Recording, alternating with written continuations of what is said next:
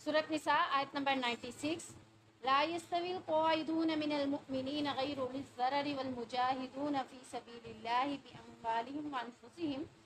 ईमान वालों में से बैठ रहने वाले जो किसी तकलीफ़ वाले नहीं हैं और अल्लाह के रास्ते में अपने मालों और जानों के साथ जिहाद करने वाले बराबर नहीं हैं। फ़ज़्ज़लल्लाहुल मुजाहिदून बिअम्वालिहिम व अनफुसिहिम अलल क़ाइदीन दरजा। अल्लाह ने अपने मालों और अपनी जानों के साथ जिहाद करने वालों को बैठ रहने वालों पर दर्जे में फजीलत दे दी है। वकुल्लुम वअदल्लाहुल हुस्ना, और हर एक से अल्लाह ताला ने भलाई का वादा किया है। वफ़ज़्ज़लल्लाहुल मुजाहिदीन अलल क़ाइदीन अजरन अज़ीमा, और अल्लाह ने जिहाद करने वालों को बैठ रहने वालों पर बहुत बड़े अजर की फजीलत अता कर दी है। दरजातिम मिन्हु व मग़फ़िरतुम व रहमा, अपनी तरफ से बहुत से दर्जों की और बख्शिश की और रहमत की। व कान अल्लाहु गफ़ूरर रहीमा, और अल्लाह हमेशा से बेहद बख्शने वाला और बहुत ही मेहरबान है। यहाँ बात हो रही है जिहाद के फ़र्ज़ ऐन के बारे में कि जब जिहाद फ़र्ज़ ऐन हो जाए और उस सूरत में किसी शख्स को भी बिला उज़र बैठने की इजाज़त नहीं है। यानी जैसा कि फ़र्ज़ ऐन किसे कहते हैं? वो जिहाद जिसके अंदर कुफ़ार अचानक आकर किसी सरज़मीन पर हमला कर लें और हमला करने की सूरत में अब वहाँ के लोग ना तो वहाँ से बाहर जा सकते हैं, ना आराम से बैठ सकते हैं। उन्हें अब क्या करना पड़ेगा? अपनी जंग के लिए अपना दिफा करना होगा। तो इस सूरत में वो बैठ नहीं सकते, हाथ पे हाथ रख के बैठ नहीं सकते कि चंद लोग लड़ लेंगे तो हमारी तरफ से फरीज़ा अदा हो जाएगा। नहीं, फिर तमाम लोगों के ऊपर जिहाद फ़र्ज़ ऐन हो जाता है, यानी ज़रूरी हो जाता है। जैसा कि आप अगर नमाज ना भी पढ़ना चाहें तो क्या आपके ऊपर नमाज छूट जाएगी? नहीं ना, फ़र्ज़ तो है ना आपके ऊपर, आपने पढ़नी है। ये आपकी मर्ज़ी है कि आप उसे छोड़ रही हैं, लेकिन छोड़ने के ऊपर क्या होगा? गुनाह होगा। तो इसी तरीके से जब काफिर अचानक हमला कर दें सरजमीन के ऊपर, या कोई आदिल हुक्मरान अगर सब लोगों को निकलने की हुक्म दे, फिर कोई अपनी मर्जी से इन दोनों सूरतों में बैठ जाए, तो अल्लाह ताला उनके बारे में बता रहे हैं कि फिर उनका बैठना बेहतर नहीं है। ये क्या है? उनके लिए गुनाह है। तो यहाँ पर अल्लाह रब्बुल इज़्ज़त ने फरमाया कि ऐसी सूरत में अगर कोई जिहाद में शामिल नहीं होता तो वो निफाक की हालत पर मौत पाता है, यानी मुनाफिक होकर मौत पाता है। क्यों? क्योंकि उसे जिहाद से मोहब्बत नहीं, जिहाद का शौक़ नहीं, और अचानक जब हमला हो गया है तो तब भी वो अपनी दिफा की सूरत में हाथ नहीं बढ़ा रहा। मिसाल के तौर पर आपको किसी ने थप्पड़ लगाया है, आप आराम से बैठ जाएंगे?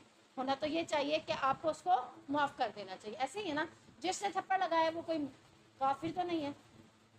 थप्पड़ लगाने वाली आखिरकार वो आपकी बहन है, आपकी औरत अम्मी है, या आपकी मुस्लिम औरत है, कोई भी मुस्लिम दोस्त है, मुस्लिम बहन है तो मुसलमान ही। इस सूरत में आपको अफू दरगुजर से काम लेना था, लेकिन आप कहते हैं क्यों, मेरे भी हाथ है। आपने क्या किया? थप्पड़ के ऊपर थप्पड़ लगा दिया। अपना दिफा किया है कि नहीं किया? किया ना। तो अगर कोई जंग के ऊपर आपके ऊपर आकर जिहाद कर लेता है, जंग करता है, आपको मारने की कोशिश करता है, तो क्या आप आराम से बैठ जाएंगे? नहीं। इस सूरत में आपका आराम से बैठना आपके लिए निफाक की सूरत है, और निफाक क्या है? मुनाफिक की एक निशानी है। और अल्लाह रब्बुल इज़्ज़त फरमाते हैं कि जो निफाक पर मरता है वो समझो मुनाफिक होकर मरता है।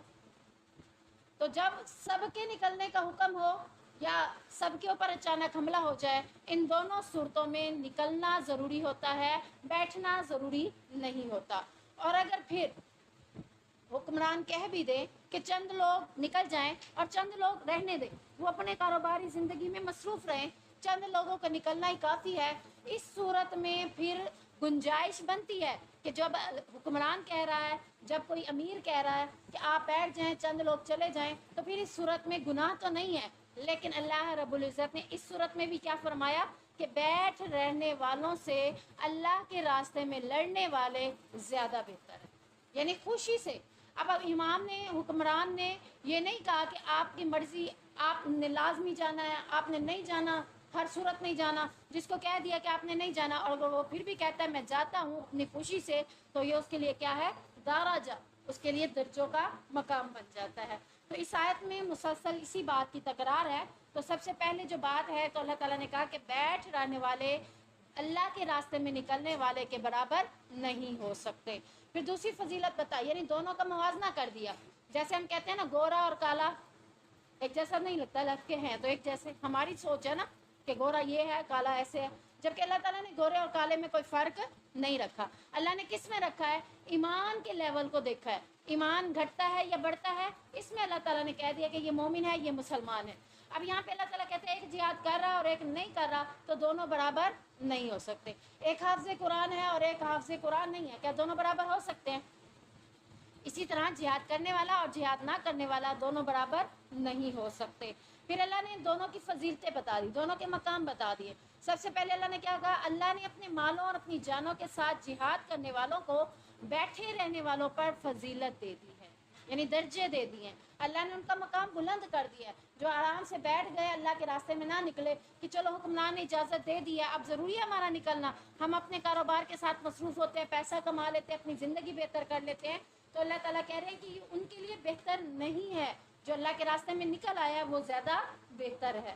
اور پھر فرمایا ہر ایک سے اللہ تعالیٰ نے بھلائی کا وعدہ کیا ہے، اور اللہ نے جہاد کرنے والوں کو بیٹھ رہنے والوں پر بہت بڑے اجر کی فضیلت بھی بتا دی. کون سا اجر بتا دیا؟ اللہ تعالیٰ نے حدیث کے ذریعے، نبی کے ذریعے بتا دیا. پیارے نبی صلی اللہ علیہ وسلم نے فرمایا جو جہاد کرے گا جنت میں 100 درجے اونچی جنت اس کا ٹھکانہ ہے. عام شخص کے لیے 100 درجے نیچے جنت ہے، اور جہاد کرنے والے کے لیے کیا ہے؟ 100 درجے اوپر والی جنت جہاد کرنے والے کے لیے ہے.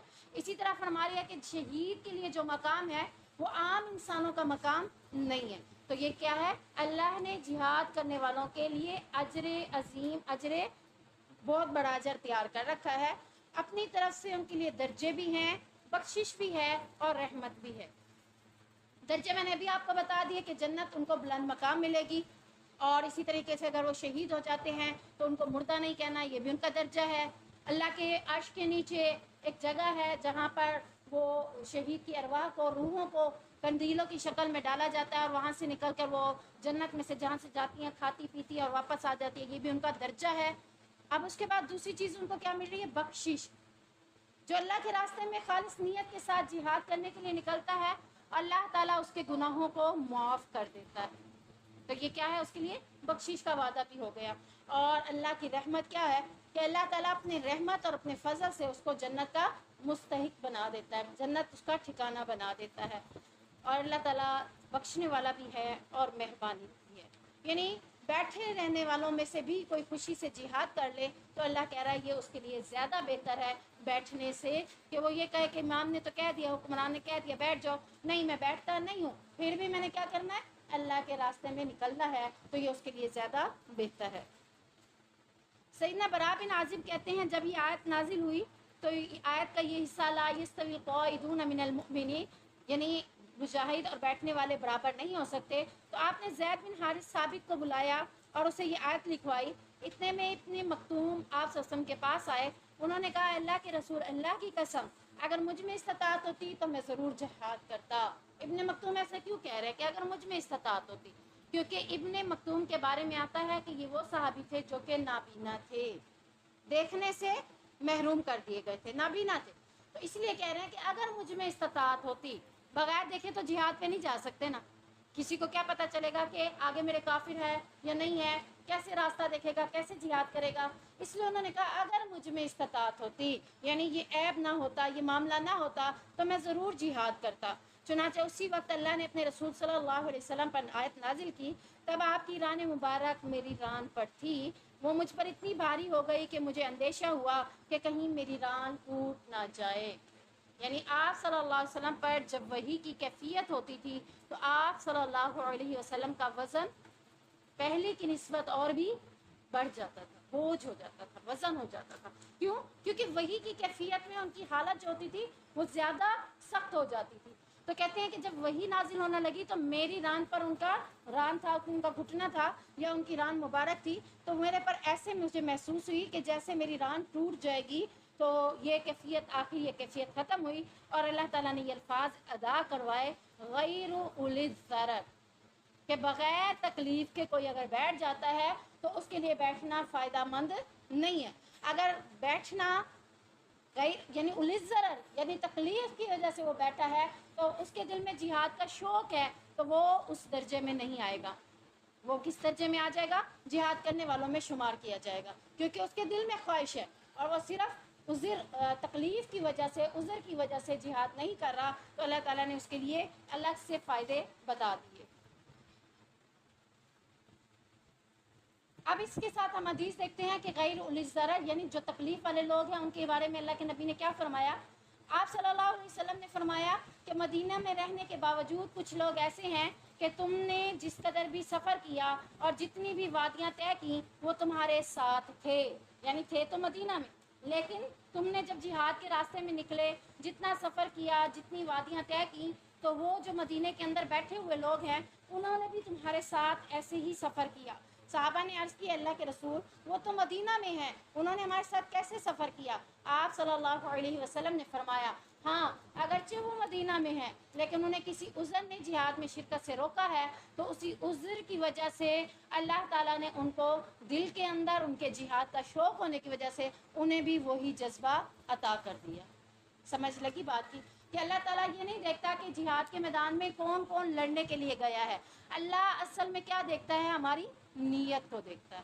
اگر ہماری نیت خالص ہے اور کسی عذر کی وجہ سے ہم اللہ کے راستے میں جہاد نہیں کر سکے، تو اللہ تعالیٰ کہتا ہے جہاد کرنے والوں کے برابر وہ لوگ بھی ٹھہرائے جاتے ہیں جو صرف عذر کی وجہ سے پیچھے رہ جاتے ہیں۔ اب جہاد میں نکلنے کا فائدہ کیا ہے؟ آپ صلی اللہ علیہ وسلم نے فرمایا ایسا نہیں ہو سکتا کہ کسی بندے کے قدم اللہ کے راستے میں غبار آلود ہوں اور پھر اسے آگ چھوئے۔ یعنی آپ دیکھ لیں کہ اللہ کے راستے میں نکلنا کتنا فائدہ مند ہے کہ اگر آپ کے جسم پہ، آپ کے کپڑوں پہ، آپ کے پاؤں پہ اگر اللہ کے راستے میں نکلنے کی وجہ سے گرد لگی ہے، گرد و غبار سے آپ اٹ گئے ہیں، جیسے ہم کہتے ہیں نا سفر میں ہماری حالت غیر ہوگی اب جلدی سے غسل کر لیں، تو یہ جو اللہ کے راستے میں نکلنے کا سفر ہے اس میں اگر یہ گرد و غبار لگ جاتی ہے تو اللہ کے نبی نے کیا فرمایا؟ پھر اسے جہنم کی آگ نہیں چھو سکتی۔ تو یہ ہے اللہ کے راستے میں جہاد میں نکلنے کی فضیلت۔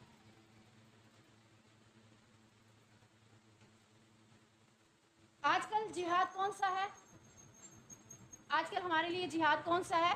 فرض عین ہے یا فرض کفایہ؟ دو چیزیں، فرض عین اور فرض کفایہ کی بہت ہی سمپل سی مثال لے لیں۔ فرض عین وہ ہوتا ہے جیسے میں نے ابھی آپ کو نماز کی مثال دی ہے، کیا اگر ایک شخص اگر نماز پڑھ لیتا ہے تو سب کی طرف سے ادا ہو جاتی ہے؟ نہیں ہوتی۔ ایک شخص اگر ادا کرتا ہے تو سب کی طرف سے ادا نہیں ہوتی۔ بعض کا بہنیں کہہ بھی رہتی ہیں چل تو میرے حصے کا بھی وضو کر لے، چل تو میرے حصے کی بھی نماز پڑھ لے۔ کیا ہو جاتی ہے اس کے کہنے سے؟ اس کو خود پڑھنی پڑتی ہے، کہنے کے باوجود بھی اس کی نماز ادا نہیں ہوتی۔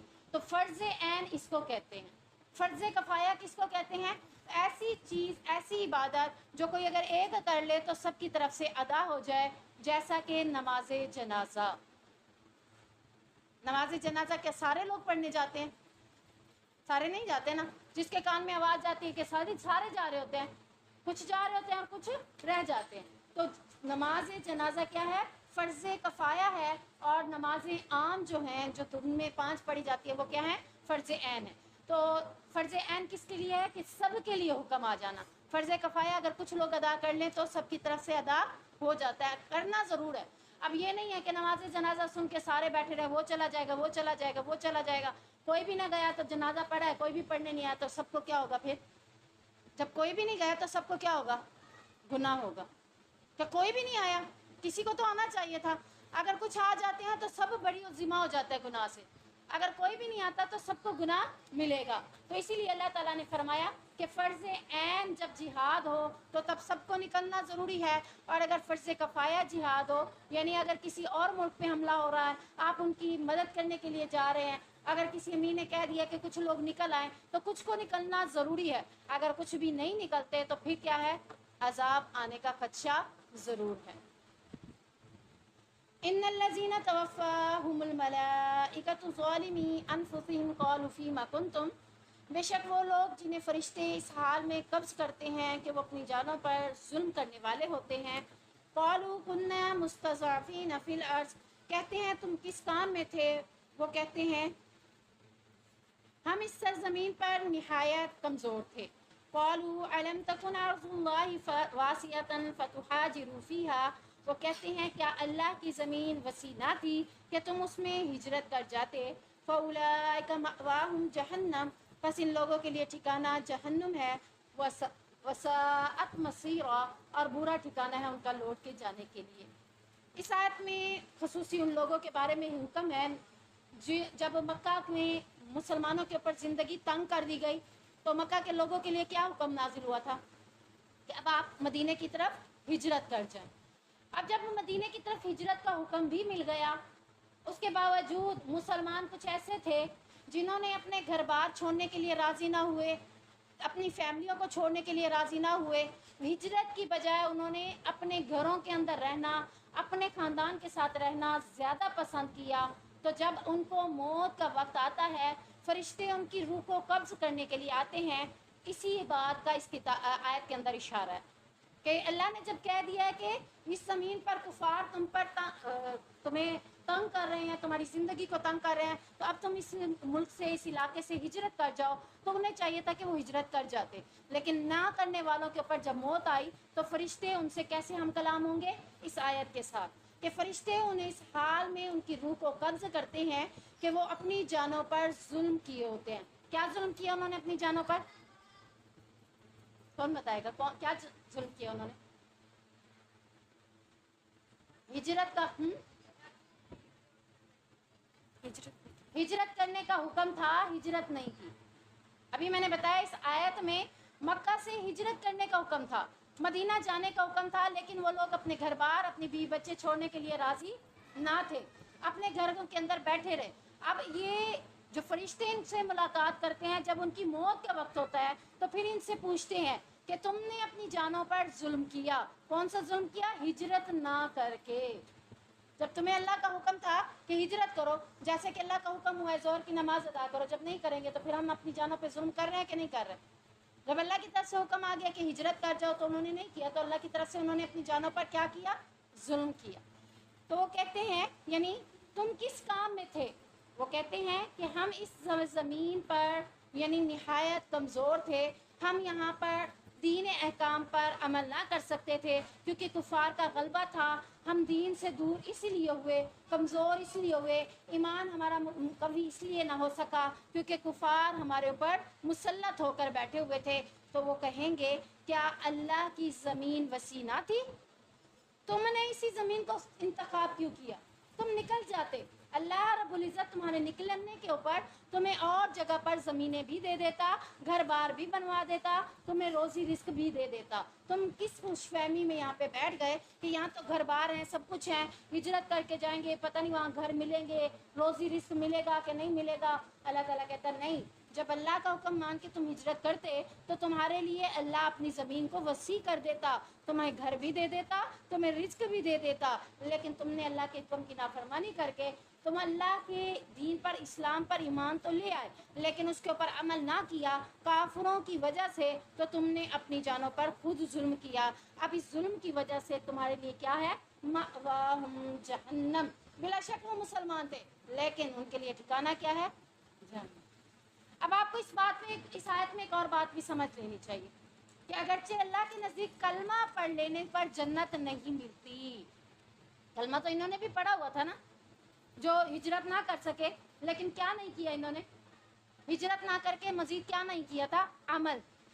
کفار جب ان پر ظلم کرتے تھے تو یہ دین اسلام پر عمل نہیں کرتے تھے، عمل نہ کرنے کی وجہ سے اللہ تعالیٰ کیا کہہ رہے ہیں کہ تم نے عمل نہ کر کے اپنے اوپر ظلم کیا اور آج تمہارا ٹھکانہ کیا ہے؟ جہنم۔ اب پتہ چلا کہ ہم مسلمان کہتے ہیں کہ ہم تو جنت میں جائیں گے ہی جائیں گے، لیکن ہم جب اللہ کے حکم کی نافرمانی کر رہے ہیں، قرآن جو باتیں ہمیں کہہ رہا ہے اس پہ عمل نہیں کر رہے، تو اس صورت میں ہمارے لیے بھی کیا ہوگا؟ فَأُولَٰئِکَ مَأْوَاهُمْ جَهَنَّمُ، تو اس صورت میں ہمارے لیے بھی ٹھکانہ جہنم ہی ہوگا۔ اور اللہ تعالیٰ کیا کہہ رہے ہیں؟ یہ جو ٹھکانہ ہے تمہارے لیے لوٹ کے جانے کی جگہ ہے، یہ بہت ہی برا ٹھکانہ ہے۔ کچھ دن پہلے گرمی برداشت ہو رہی تھی، اب تو موسم بہتر ہے نا، کچھ دن پہلے کی گرمی برداشت ہو رہی تھی، ابھی جہنم نے کیا کیا تھا؟ صرف سانس باہر نکالا تھا اور ہم سے برداشت نہیں ہوئی نا ہم سے برداشت، بہت سارا دن ہے، اتنی گرمی ہے کیا کریں، اتنی گرمی ہے کیا کریں۔ جو صرف اے سی میں بیٹھے تھے تو وہ اپنے آپ کو بہتر پا رہے تھے، ورنہ کیا تھا؟ کچھ بھی نہیں، کسی کے لیے کچھ سمجھ ہی نہیں آ رہی تھی کیا ہے۔ اے سی سے باہر نکلے تو ایسے لگتا تھا جیسے کسی جہنم میں آ گئے۔ اور حالانکہ وہ جہنم اس سے 69% زیادہ گرم ہے۔ اب اللہ تعالیٰ نے ہمیں دکھا دیا کہ ابھی جہنم کے اندر جانا تمہارے لیے مشکل ہے کہ نہیں ہے، اس لیے اللہ تعالیٰ کہہ رہے وسعت مصیرہ، بہت ہی برا ٹھکانہ ہے تمہارے لوٹ کر آنے کا اگر تم نے عمل نہ کیے۔ کلمہ پڑھ لیا ہے لیکن عمل نہیں کیے تو پھر بھی تمہارے لیے ٹھکانہ جہنم جو ہے وہ بہت ہی برا ٹھکانہ ہے۔ عبداللہ بن عباس بیان کرتے ہیں کہ مسلمانوں میں سے بعض لوگ مشرکین کے ساتھ رہتے تھے، ہجرت کر کے مدینہ نہ آئے تھے، اور رسول اللہ صلی اللہ علیہ وسلم کے مقابلے پر مشرکین کی جماعت کی کثرت کا سبب بنے ہوئے تھے۔ یعنی جب لوگ دیکھتے تھے یہ سمجھتے تھے کہ یہ کافر زیادہ ہیں اور مسلمان کیا ہیں، تھوڑے ہیں۔ جب مسلمان ایک ہی جگہ پر اکٹھے ہو جائیں تو آخرکار کیا نظر آئیں گے، مسلمانوں کی جماعت زیادہ نظر آئے گی۔ اللہ تعالیٰ یہی کہتا تھا ہجرت کر کے سارے مسلمان مدینے میں جائیں تاکہ وہ مسلمان کچھ نظر آئے، کچھ ان کی طاقت نظر آئے، لیکن ان مسلمانوں نے مشرکین کے ساتھ رہنا پسند کیا اور وہ بجائے مسلمانوں کی تعداد بڑھانے کے مشرکین کی تعداد بڑھائے ہوئے تھے، تو جب تیر آتا تھا تو ان کو بھی لگ جاتا تھا۔ اب ظاہری بات ہے مسلمان جب مسلمان ہو کر بھی مشرکوں کے ساتھ رہیں گے، مشرکوں کے ساتھ اٹھے بیٹھیں گے، اگر مسلمان کوئی تیر برسائے گا کافروں کے اوپر تو وہ مسلمان کو بھی لگ سکتا ہے۔ اسی لیے اللہ تعالیٰ ان کو الگ الگ رہنے کا حکم دے رہا ہے کہ الگ الگ رہو گے تو پھر بہتر ہو جائے گا، پتہ چلے گا کہ یہ مسلمان تھا یہ نہیں تھا۔ اب اگر مسلمانوں کو بھی تیر لگ سکتا ہے اور وہ اس تیر سے زخمی بھی ہو سکتے ہیں تو پھر کیا ہے، تلوار وغیرہ کی ضرب انہیں پہنچتی تو وہ قتل ہو جاتے تھے۔ اور ان لوگوں کے بارے میں اللہ تعالیٰ نے یہ آیت نازل کی کہ انہوں نے خود ہی اپنی جانوں پر ہجرت نہ کر کے ظلم کیا تھا، اللہ نے یا مسلمانوں نے ان کے اوپر ظلم نہیں کیا۔ تو اس آیت کا یوں بھی شان نزول ہم کہہ سکتے ہیں کہ یہ مقصد بھی ہے اس آیت کا کہ کیوں کیسے انہوں نے ظلم کیا، ہجرت نہ کر کے اپنے اوپر کافروں مسلمانوں کا تیر لگوا کر اپنے آپ کو قتل کروایا، تو یہ بھی انہوں نے اپنے اوپر ظلم کیا۔ إلا المستضعفين من الرجال والنساء والولدان الذين لا يستطيعون حيلة ولا يهتدون سبيلا۔ اب یہاں پر جہاد میں نہ جانے والے لوگ کون کون سے ہیں جن کو اللہ کی طرف سے حکم ہے کہ وہ نہ جائیں، تو وہ کون ہے، مستضعفین میں ہیں، اولئ الضرر میں، یعنی تکلیف والے لوگ، معذور لوگ، مستحق لوگ، ایسے لوگ جو جہاد میں نہیں جا سکتے۔ کون سے ہیں؟ اللہ تعالیٰ کہتے ہیں نہایت ہی کمزور مرد، یعنی لاغر مرد جس سے چلا پھرا ہی نہیں جا رہا، بزرگی میں آ جاتا ہے، یا کوئی نوجوان بھی ہے تو اس کے اندر لاغر ہے، کمزور ہے کہ اس میں طاقت نہیں ہے بھاگنے کی، ہمت نہیں ہے کسی سے لڑنے کی، وہ کمزور ہے، تو ایسی صورت میں اس کے اوپر جہاد فرض نہیں ہے۔ چاہے فرض عین بھی ہو جائے تو تب بھی اس کو بہتر یہی ہے کہ اگر وہ بیٹھنا چاہے تو بیٹھ جائے، اگر بیٹھنا نہ چاہے اپنی خوشی سے نکل پڑے تو یہ اس کے لیے بہتر ہے۔ تو اس میں سب سے پہلے کمزور مرد آ گئے، اس کے بعد والنساء اور عورتیں۔ عورتیں بھی اگرچہ اچانک حملہ ہوتا ہے، کوئی عورت بہادر ہے، دلیر ہے، وہ کرنا چاہتی ہے تو بہتر ہے، بیٹھ جاتی ہے تو گناہ نہیں ہے۔ بیٹھے گی یعنی کہ کیوں بیٹھ رہی ہے؟ کیونکہ اللہ تعالیٰ نے اس کو جہاد سے مستثنیٰ قرار دیا ہے۔ اگر پھر بھی مستثنیٰ قرار دینے کے باوجود اللہ نے جو پیچھے آیت میں کہا ہے کہ بیٹھے رہنے والوں میں سے بھی کوئی خوشی سے جہاد کرے تو اس کے لیے درجے زیادہ ہے۔ اگر وہ بہادر ہے، وہ کہتے ہیں نہیں میں بھی لڑوں گی، چلو کوئی بات نہیں، اگر میں اس راستے میں شہید ہو جاؤں گی تو کیا ہوا، وہ دلیری سے لڑتی ہے تو وہ اس کا اپنا ایک درجہ ہے، اس کا اپنی ایک نیکی ہے، اگر نہ لڑنا چاہے تو اس کے اوپر کوئی گناہ نہیں ہے۔ والولدان اور چھوٹے بچے جو لڑ نہیں سکتے ان کے اوپر بھی جہاد فرض نہیں ہے۔ لا یستطیعون حیلۃ، اور جو نہ کسی تدبیر کی طاقت رکھتے ہیں، یعنی تدبیر کی طاقت سے مراد ایسے لوگ ہیں جو کہ کوئی سوچ سمجھ نہیں رکھتے، عقل ان کو نہیں ہے، شعور نہیں ہے، تدبیریں نہیں کر سکتے کہ اگر اب دشمن اس طرح سے حملہ کر رہا ہے تو ہمیں کیا کرنا چاہیے، میں دشمن سے اپنے آپ کو کیسے وار سے بچا سکتی ہوں۔ یہ ایک صلاحیت ہے نا، کچھ لوگ سوچ لیتے ہیں، کچھ لوگوں کو پتہ نہیں، وہ کھڑے ہوئے ہیں، اچانک تیر آ رہا ہے تو انہیں یہ بھی نہیں ہے کہ ہم تھوڑا سا ہل ہی لیتے تو تیر ہم سے ہٹ جاتا، انہیں سمجھ ہی نہیں ہے۔ تو اللہ تعالیٰ کہتے ہیں ایسے لوگ بھی نہیں جا سکتے۔ وَلَا يَهْتَدُونَ سَبِيلًا، اور نہ کوئی راستہ پاتے ہیں، یعنی ایسے لوگ جو کہ کافروں کی قید میں پڑے ہوئے ہیں اور کوئی راستہ نہیں ہے ان کا وہاں سے نکلنے کا، یا پھر راستہ آنے سے مراد یہ بھی ہے کہ راستے کی سواری کے یا اخراجات یا کوئی ایسا چیزیں جو جہاد میں جانے کے لیے اس کے لیے ضروری ہیں لیکن اس کے پاس وہ ساز و سامان نہیں ہے تو وہ بھی اللہ کے راستے میں جانے سے مستثنیٰ ہے. ہاں اگر اس کے لیے کوئی سواری کا بندوبست بھی کر لیتا ہے یا کوئی اس کے لیے ساز و سامان کا بندوبست کر دیتا ہے تو اس صورت میں اس کے لیے جانا زیادہ بہتر ہے. فَأُولَٰئِكَ عَسَى اللَّهُ أَن يَعْفُوَ عَنْهُمْ پس قریب ہے معاف کر دے اللہ تعالیٰ ان کو اور اللہ تعالیٰ وَكَانَ اللَّهُ عَفُوًّا غَفُورًا بے حد معاف کرنے والا اور نہایت ہی بخشنے والا ہے. یعنی اب ہم نے اس آیت سے پڑھ لیا کون لوگ جہاد کے بیٹھے رہنے والے بن سکتے ہیں اور کون لوگ نہیں بن سکتے. اگر ان بیٹھنے والوں میں سے بھی کوئی جہاد کر لیتا ہے تو اس کے لیے درجہ بلند کر دیا جائے گا. وَمَن يُهَاجِرْ فِي سَبِيلِ اللَّهِ اچھا اس مستضعفین کے بارے میں ایک حدیث میں آتا ہے عبداللہ بن عباس بیان کرتے ہیں کہ یہ جب آیت نازل ہوئی مستضعفین تو اس کے حوالے سے یہ بات آتی ہے کہ میں اور میری والدہ دونوں مستضعفین میں تھے یعنی کمزور اور بے بس لوگوں میں سے تھے. عبداللہ بن عباس کون تھے؟ مستضعفین میں. والدہ تو ویسے ہی تھی وہ عورت ہونے کے ناطے لیکن عبداللہ بن عباس کہتے ہیں کہ میں خود بھی کمزور اور بے بس لوگوں میں سے تھا میرے لیے بھی یہ آیت نازل ہوئی. وَمَن يُحَاجِرْ فِي سَبِيلِ اللَّهِ يَجِدْ فِي الْأَرْضِ مُرَاغَمًا كَثِيرًا وَسَعًا اور وہ شخص جو اللہ کے راستے میں ہجرت کرے وہ زمین میں پناہ کی بہت سی جگہ اور بڑی وسعت پائے گا. میں نے پیچھے بھی آپ کو بتایا ہے کہ جب مکہ سے ہجرت کرنے کا حکم ہو گیا ہے اب اگر وہ ہجرت کرتا ہے تو اللہ تعالیٰ نے اس کے لیے زمین کو کیا کر دیا کشادہ کر دیا. تو یہاں بھی اس آیت میں اللہ تعالیٰ کہہ رہے ہیں کہ مومن جب اپنے گھر سے دین کی حفاظت کی خاطر ہجرت کی نیت سے نکل پڑتا ہے تو اللہ کی سرزمین پر اسے سر چھپانے کی جگہ بھی مل جاتی ہے اور روزی رزق بھی مل جاتا ہے. کثیرا واسعا اللہ تعالیٰ اس کے لیے وسعتیں پیدا کر دیتا ہے. رزق دینے والی ذات کون ہے؟ اللہ کی. وہ جہاں بھی جاؤ گے اللہ تعالیٰ اسے رزق ضرور دے گا اور اس کے ساتھ ساتھ اللہ تعالیٰ کیا کہہ رہا ہے کہ گھر دینا بھی کس کی ذمہ داری ہے؟ اللہ کی. تو وہ بھی اللہ تعالیٰ ضرور دے گا. جب تمہیں دین کی حفاظت میں اپنا گھر بار اپنا کاروبار اپنی معیشت سب کچھ چھوڑ کر دوسرے علاقے میں جانا پڑے تو تمہیں ترجیح کس کو دینی ہے؟ اپنے دین کی حفاظت کرتے ہوئے. یعنی یہ نہیں دیکھنا کہ اچھا چلو کوئی بات نہیں یہاں بیٹھ کے میں عمل نہیں کر سکتا تو عمل کو چھوڑ دوں. نہیں یہاں بیٹھ کے عمل نہیں کر سکتا تو کسی اور ملک میں چلا جاؤں وہاں جا کر اللہ مجھے کاروبار بھی دے گا مجھے گھر بھی دے گا مجھے میرے لیے زمین کو کشادہ کر دے گا.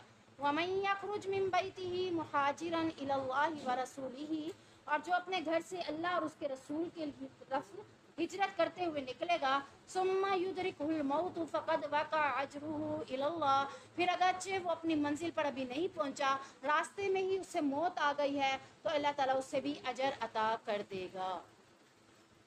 آپ نے سنا ہوا ہے وہ واقعہ جس کے اندر ہے کہ اس نے 99 قتل کیے تھے پھر کسی سے پوچھا کہ بتاؤ میری بخشش ہو سکتی ہے اس نے کہا نہیں اس نے 100 قتل بھی کر دیا. پھر اس نے کسی اور عالم سے پوچھا بتاؤ میں نے 100 قتل کر لیے میری بخشش ہو سکتی ہے اس نے کہا تم فلاں ملک میں چلے جاؤ وہاں بڑے بڑے عالم ہیں ہو سکتا ہے وہاں تمہاری کوئی صورتحال نکل آئے تو تم ایسا کرو. اب وہ نیکی کی نیت سے نکل رہا تھا نا اپنی بخشش کی نیت سے نکل رہا تھا. جب وہ اپنی بخشش کی نیت سے نکلا تو کیا ہوا اس کے لیے راستے میں ہی اس کو موت آ گئی. اب جنت کے فرشتے کہیں کہ یہ تو جنت ہی ہے ہم اسے لے جائیں گے. جب روح کو قبض کرنے کے لیے فرشتے آئے تو جنت کے بھی آئے اور جہنم کے بھی آئے. جہنم والے فرشتے کہیں کہ اس نے تو ساری زندگی گناہ کیے ہیں اور 100 قتل بھی کیے ہیں لہٰذا یہ جہنم میں جائے گا اس کو ہم لے کر جائیں گے. اور جنت والے فرشتے کہیں نہیں آخری نیت اس کی کیا تھی نیکی کے اوپر تھی توبہ استغفار کی تھی سو یہ جنت میں جائے گا ہم اس کی روح کو قبض کر کے لے کے جائیں گے. اب اللہ تعالیٰ نے دونوں کو حکم دیا کہ تم ایسا کرو جس زمین سے یہ چل کر آیا ہے اس زمین کو یہاں تک جہاں تک پہنچ گیا ہے ماپو اور اس زمین کو بھی ماپو جس زمین میں اس نے جانا ہے. یعنی دونوں راستوں کو ماپو دونوں راستوں میں سے جو راستہ کم نکلا ہے وہی فرشتے لے جائیں گے.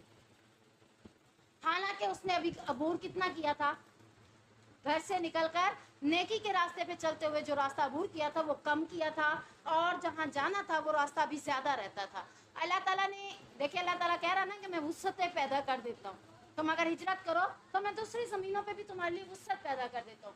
اب اللہ نے کیا کیا اللہ تعالیٰ نے اس شخص کو جنت میں لے جانا تھا نیت کی بنیاد پر اس کی نیکی کی نیت تھی، اس وجہ سے اللہ اسے جنت میں لے جانا چاہتا تھا۔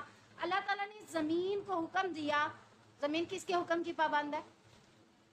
اللہ کے حکم کی پابند ہے نا۔ اللہ نے زمین کو حکم دیا، کون سی والی زمین کو حکم دیا؟ پہلے اس زمین کو حکم دیا جو گناہ کی طرف سے نیکی کی طرف جا رہا تھا، راستہ کم ہونے کی وجہ سے اللہ نے کہا زمین پھیل جا۔ زمین کیا ہو گئی؟ پھیل گئی۔ تھوڑا راستہ کیا لگا؟ اب ماپنے پہ زیادہ لگنے لگ گیا، پھیلنے کی وجہ سے۔ اب آپ پانی گرائیں گے، آپ نے پانی گرایا تو یہیں پر رہا، لیکن پانی پھیل کر کہاں تک چلا گیا؟ چلا گیا نا دور تک۔ تو جب اللہ نے زمین کو پھیلنے کا حکم دیا تو وہ زمین تھوڑی بھی تھی تو لیکن پھیل کر زیادہ ہو گئی، اور جو زیادہ رہتی تھی اس زمین کو اللہ تعالیٰ نے کیا کہا؟ سکڑ جا، اور وہ سمٹ کر تھوڑی ہو گئی، مختصر ہو گئی۔ ٹھیک ہے، اب اللہ نے دونوں فرشتوں سے کہا جگہ ناپو، جس کے لیے جو جگہ زیادہ کم نکلے گی وہی لے جائیں گے۔ جب جگہ ناپی گئی تو نیکی والا راستہ کم نکلا تو جنت کے فرشتے اس کو لے گئے۔ اب یہی بات یہاں پہ کی جا رہی ہے کہ اگر کوئی نیک اعمال کی نیت سے گھر سے نکلا ہے ہجرت کے لیے اور راستے میں ہی اس کو موت آ گئی ہے تو اللہ تعالیٰ اس کو فقد وقع اجرہ الی اللہ، تو اللہ تعالیٰ اس کو اجر ضرور دے گا، اس کی نیکی کی بدولت، اس کی نیک نیت کی بدولت اس کو اجر مل جائے گا۔ وَكَانَ اللَّهُ غَفُورًا رَحِيمًا، اور اللہ تعالیٰ بخشنے والا بھی ہے اور مہربان بھی ہے۔ اس کے حوالے سے 2-3 حدیثیں ہم دیکھتے ہیں۔ آپ صلی اللہ علیہ وسلم نے فرمایا یقیناً تمام اعمال کا انحصار نیت کے اوپر ہے۔ آپ قربانی کرتے ہیں، گوشت اللہ کو جاتا ہے؟ اللہ تک گوشت جاتا ہے؟ اللہ تک قربانی کا جو خون بہاتے وہ جاتا ہے؟ نہیں، اللہ کے پاس کیا جاتی ہے؟ نیت۔ آپ نماز کی نیت خلوص سے کر کے کھڑے ہوئے ہیں یا امی کے کہنے پہ یا کسی کے استاد کے کہنے پہ کھڑے ہیں، نیت کے مطابق آپ کو اجر مل گئے۔ تو مال کا دار و مدار کس پر ہے؟ نیت پر ہے، اور ہر شخص کے لیے صرف وہی ہے جو وہ نیت کرتا ہے۔ جس کی ہجرت اللہ اور اس کے رسول کے لیے ہو اور اس کی ہجرت اللہ اور اس کے رسول ہی کے لیے ہے تو اس کو اجر مل گیا۔ اور جس شخص نے نیت کی حصول عورت کے لیے کہ یہاں میری شادی نہیں ہو رہی، فلاں ملک میں جاتا ہوں شاید وہاں شادی ہو جائے، تو اللہ کہتا ہے اس کی ہجرت صرف عورت کو پانے کے لیے ہے تو اس کو وہ عورت ملے گی، اللہ کی طرف سے اجر نہیں ملے گا۔ نیت کے پر ہے نا، نیت کیا ہے؟ صرف عورت کو پانا۔ دوسری طرف نیت کیا ہے؟ اللہ اور اس کے رسول کے لیے ہجرت کی ہے، تو اللہ تعالیٰ دونوں کی نیت کے اوپر نیت کے مطابق اجر دے دیں گے۔ صبرہ بن فاقہ کہتے ہیں کہ میں نے رسول اللہ صلی اللہ علیہ وسلم کو فرماتے ہوئے سنا کہ آپ صلی اللہ علیہ وسلم نے فرمایا شیطان انسان کے اسلام کے راستے میں آ کر بیٹھ جاتا ہے اور اسے ورغلاتا ہے کہ تم اپنے آباء و اجداد کے دین کو کیوں چھوڑے۔ یعنی اگر کوئی نان مسلم، غیر مسلمان ہونا چاہتا ہے تو شیطان کہاں آ کے بیٹھتا ہے؟ اس کے راستے میں آ کر بیٹھ جاتا ہے۔ اسے کیا کہتا ہے؟ اپنے آباء و اجداد کا دین چھوڑ رہے ہو، اسلام کو اختیار کرنا چاہتے ہو، تمہارے آباء و اجداد کیا کہیں گے؟ اس طرح کی باتیں کر کے اس کا مقصد کیا ہوتا ہے؟ اسے ورغلانا، اسے نیکی کی طرف نہ آنے دینا۔ مگر انسان جب اس کی ایک نہیں سنتا اور اسلام قبول کر لیتا ہے تو پھر شیطان رک نہیں جاتا۔ اب یہ نہیں ہے کہ شیطان اس سے دور ہو گیا، نہیں، بلکہ پھر شیطان کیا کرتا ہے؟ اس کے ہجرت کے راستے میں آ کر بیٹھ جاتا ہے اور اسے یوں ورغلاتا ہے کہ تم اپنے گھر کو چھوڑ رہے ہو، اپنے مال و اجداد کو چھوڑ رہے ہو، اپنی زمین و آسمان کو چھوڑ رہے ہو، دیکھو تمہارے پاس یہ جو چیزیں ہیں وہاں نہیں ہوں گی۔ شیطان اس کو اس طرح سے ورغلاتا ہے، ٹھوکر مارتا ہے، پھر آخر وہ وہاں سے بھی ہجرت کر کے آ جاتا ہے اور جہاد کے راستے پر نکل پڑتا ہے۔ پھر شیطان اس کو یوں ورغلاتا ہے کہ تم جہاد پر جا رہے ہو، یہ تو جان و مال کا نقصان ہے کہ تم جہاد پر جاؤ گے، پیچھے تمہاری تجارت بھی خراب ہو جائے گی اور وہاں جانے کے ساتھ تمہیں موت بھی آ سکتی ہے۔ پھر وہ اس کو اس طرح سے ورغلاتا ہے اور کہتا ہے کہ تمہاری بیوی جسے تم چھوڑ کے جا رہے ہو کل کو تمہارے مرنے کے بعد وہ کسی اور سے شادی کر لے گی، تم جہاد کے لیے نہ جاؤ۔ پھر اس کو اس طرح سے ورغلاتا ہے، لیکن مجاہد شیطان کو ٹھوکر مارتا ہے اور جہاد کے میدان میں نکل کھڑا ہوتا ہے۔ پھر رسول اللہ صلی اللہ علیہ وسلم نے فرمایا اتنا عظیم الشان کردار پیش کرنے والے کو اللہ ضرور جنت عطا کر دیتا ہے۔ اس نے کیا کیا؟ ہر موقع کے اوپر کیا کیا؟ شیطان کو ٹھکرایا۔ آپ نے حضرت ابراہیم اور حضرت اسماعیل کا قصہ سنا ہوا ہے۔ حضرت ابراہیم کو پہلے ورگلایا تھا شیطان نے کہ نہیں ورگلایا تھا؟ ایک ہی بیٹا ہے، اس کو لے کے جا رہے ہو، ورگلایا تھا نا؟ لیکن حضرت ابراہیم نے اس کی ورگلانے کے کیا کیا؟ ٹھوکر مار دی۔ پھر اس نے کس کو ورگلایا تھا؟ بیوی کو. تیرا خاوند تیرے بیٹے کو بنا سنوار کے تجھے پتہ ہے کہاں لے کے جا رہا ہے؟ اسے نہیں پتا تھا بیوی کو کہاں لے کے جا رہا ہے. انہوں نے کہا کہاں لے کے جا رہا ہے؟ کہیں باپ ہے ظاہر ہے اپنے بیٹے کو اچھی جگہ لے کے جا رہا ہوگا. کہا نہیں، وہ اس کو اللہ کے حکم سے ذبح کرنے جا رہا ہے. اس کے منہ سے نکل آیا اللہ کے حکم سے ذبح کرنے جا رہا ہے. اس نے کہا تو مجھے لگتا ہے شیطان ہے، اگر اللہ نے اس کو حکم دیا تو میں کون ہوتی ہوں اللہ کے حکم میں رکاوٹ ڈالنے والی. اس نے بھی شیطان کو کیا کیا؟ ٹھوکر ماری. اب شیطان نے مزید کس کو بلایا؟ حضرت اسماعیل. اور یہ جو حاجی پتھر مارتے ہیں نا جگہ جگہ پر اور پھر جا کر ان کا حج پورا ہوتا ہے، یہ وہ جگہ ہیں جہاں پہ شیطان نے حضرت ابراہیم، اسماعیل اور حاجرہ کو ورگلایا تھا. تو اسی جگہوں پر پتھر مارنے کا انہوں نے شیطان کو ٹھوکریں ماری تھی، اللہ نے حج میں پتھر مارنے کا حکم دے دیا. آپ دیکھیں کہ شیطان کی بات کو ریجیکٹ کرنا، اس کو ٹھوکر مارنا اللہ کو کتنا پسند ہے کہ اللہ نے اسے حاجیوں کے لیے بھی فرض کر دیا. اگر آج ہمیں کوئی شیطان آ کر روکتا ہے بس سارے نماز پڑھے، ضروری پڑھنی ہے، دوپہر ہے، گرمی ہے، تھک کے آئے ہو، رہنے دو، وہ بھی تو ہمیں ورگلا رہا ہے.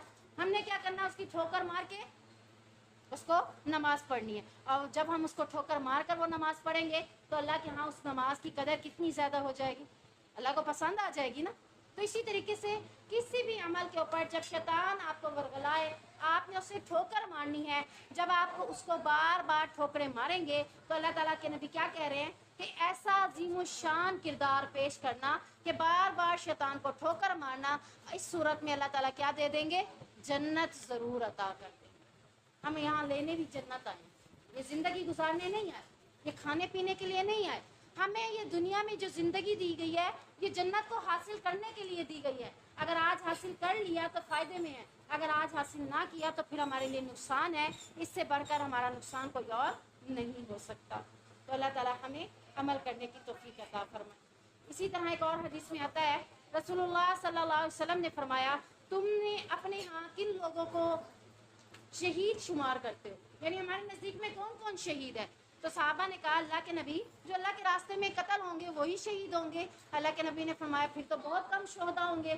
تو انہوں نے کہا یا رسول اللہ صلی اللہ علیہ وسلم پھر آپ ہی بتائیے کہ شہید کون کون لوگ ہیں؟ تو آپ صلی اللہ علیہ وسلم نے فرمایا جو اللہ کے راستے میں قتل کر دیا جائے وہ بھی شہید ہے، جو اللہ کے راستے میں طبی موت مر جائے. ابھی ہم نے پڑھا ہے نا کہ پیچھے اللہ کے راستے میں نکل کھڑا اور پھر اسے موت آ گئی، تو اس نے اللہ کے راستے کے لیے ہی نکلا تھا نا، ہجرت اللہ کے حکم سے نکلنا تھا.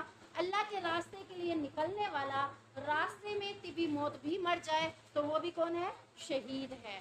پھر فرمایا جو طاعون کی بیماری کے ساتھ مر جائے وہ بھی شہید ہے. اور پھر فرمایا جو پیٹ کی بیماری سے مر جائے وہ بھی شہید ہے. اور پھر فرمایا جو ڈوب کر مر جائے، یعنی خود سے نہیں، خود سے تو خودکشی کرنے کے لیے کوئی چلا گیا ہے اب وہ کہے کہ میں تو ڈوب کے مر گیا تو میں تو شہید ہوں، نہیں، اس نے تو خودکشی کی ہے. اچانک اسے پتہ ہی نہیں چلا اب وہ ڈوب گیا.